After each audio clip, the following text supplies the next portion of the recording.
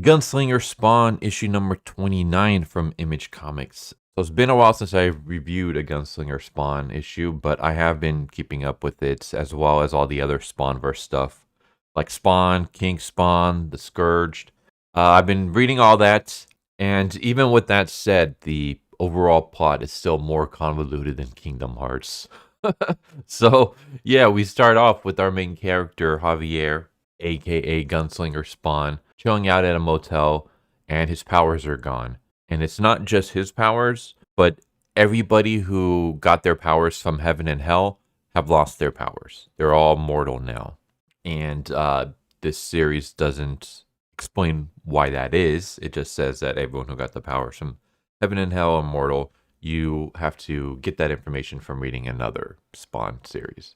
That's the one thing I don't really care for with the Spawnverse, is the fact that if you want to be in the know of what's going on, you have to read everything. Whereas I think it would have been better if, say you just wanted to read Gunslinger Spawn. I don't think you should be confused if all you read is Gunslinger Spawn. But if that's all you did, you would be confused about certain things. And that's because we have explanations for things going on in other series that affect this series, but the series doesn't elaborate on that. What I would have done instead with the Spawnverse is just have some like giant big event and then make each series have its own characters that don't cross over. And it'll just be like, okay, here's what's going on with these characters during this big event. So say you have the whole, the dead zones are being blocked and people are not able to get into heaven and hell.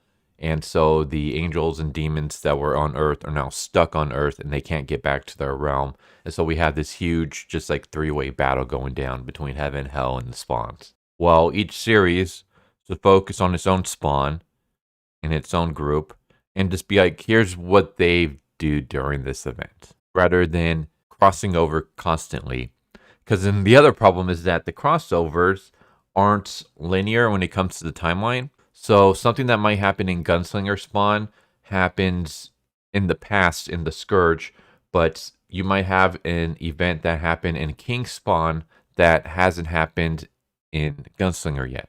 So let's say King Spawn comes out, something happens, it affects Gunslinger Spawn, and then we get to Gunslinger Spawn, but Gunslinger Spawn's timeline is still like 2 months before what happened in King Spawn. So it's really confusing and convoluted. I really wish they would simple this stuff down. But enough ranting about that. Yeah, Javier, he doesn't have his powers anymore. He's mortal. And he is really, really effed up. And we don't really get too much happening in this issue. It's basically just him chilling out at this motel. There's this woman named Linda who is a cleaning lady who wants to clean his room, but he keeps refusing to let her in. Probably because he has a bag of cash and weapons, and just the way he looks seems like he's done something shady. And by that I mean he's completely beat up, but he's not going to a hospital. Why is that? So I can understand that. Meanwhile, Linda gets harassed by some gangsters who, I don't know, want to pimp her out. She doesn't really have the look of someone who usually you'll see getting pimped out, but whatever. And then Javier comes to her rescue, and she basically berates him and yells at him, like, how dare you? I'm a woman. I can stand up for myself. You don't know me. You don't owe me. And, now you made things worse because they're going to come back even tougher. Yeah, it's just basically Javier trying to think about, like, what he's going to do now that he doesn't have his powers, but he's still on his mission of revenge. Yeah, eventually he decides to ask Linda for help. Basically, his motorcycle gets destroyed by the gangsters, and Javier decides not to do anything about that. And then Linda comes to apologize for snapping at him, and he basically offers her, like, hey, I have a bunch of money. You have a car.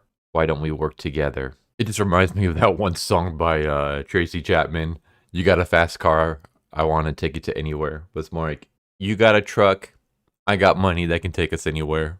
Maybe we can make a deal.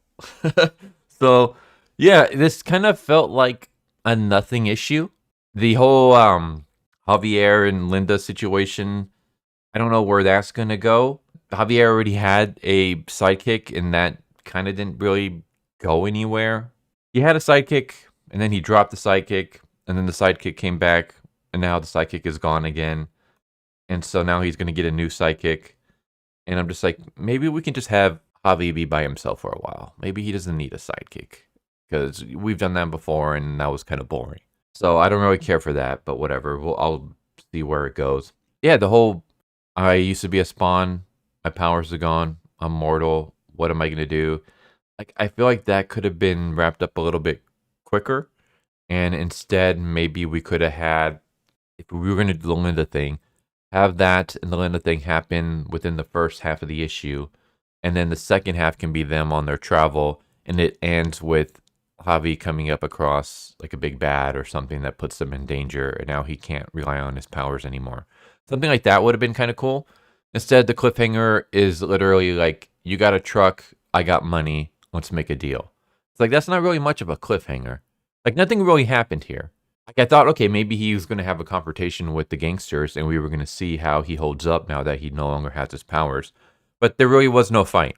He basically just talked his way out of a fight. The gangsters left, and then they came back to run over his car and now his motorcycle, and that was it. So I was like, okay, so nothing really here. I would have liked if you like put him in some kind of danger, like physical danger, just so we can kind of get a hint at what he's gonna do. I mean, you could have literally had maybe he tries to help Linda. The gangsters come back. We get a fight scene. He's holding his own at first, but then maybe he gets stabbed or something, and then we have a cliffhanger because it's like, oh, he got stabbed, but now he can no longer use his healing powers because he doesn't have them anymore because he's mortal. Like something like that would have been a better cliffhanger. This was basically a nothing issue. It's just Javi at his motel thinking about what to do, and then the answer kind of falls into his lap, and then he decides to head off on the road with this cleaning lady. The end. So, yeah, I was kind of bummed out by this. I don't really like this start to Gunslinger. And what I mean by start is that apparently this is going to be a new direction for the series. At least that's the way that the cover brands itself. A new ruler, a new artist, a new direction. Art is fine. I don't have any complaints about the art. I don't know by what they mean by new ruler. Do they mean new writer? Because Todd McFarlane is still being credited as the script and plot. And new direction, maybe the new direction is Gunslinger without his powers, but that's kind of the problem with everybody in this universe. Everybody who's supernatural no longer has their powers. So, I don't know. I didn't really see any new direction here. Yeah, it's just kind of was a bit of a letdown. So hopefully issue number 30 is going to be a lot better. But Gunslinger issue number 29 was kind of just meh. Like I didn't really care for it. Thought it was a big nothing burger.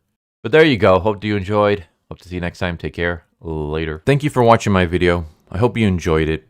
If you didn't, I still want to thank you for watching it this far, and I hope the next one is more to your liking. With that said, thank you once again, and I hope you guys and gals have a good one. Later.